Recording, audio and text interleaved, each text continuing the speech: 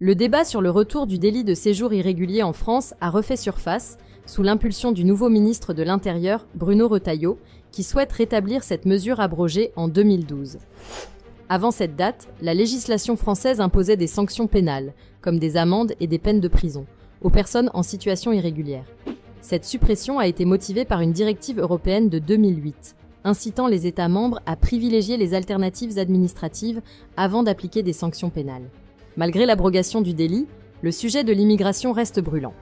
Des partis tels que les Républicains et le Rassemblement national continuent de plaider pour sa réintroduction, dans un contexte où les politiques migratoires en Europe se durcissent.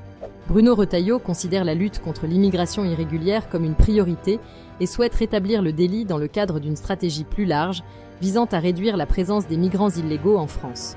Cependant, cette initiative se heurte aux contraintes du droit européen. En effet, la directive de 2008 impose aux États de privilégier les voies administratives avant de considérer des sanctions pénales. La jurisprudence de la Cour de justice de l'Union européenne renforce cette position en interdisant l'emprisonnement d'une personne uniquement pour sa situation administrative, à moins que toutes les voies administratives n'aient été épuisées. Cette réalité rend difficile la réintroduction du délit de séjour irrégulier et pourrait exposer la France à des sanctions européennes.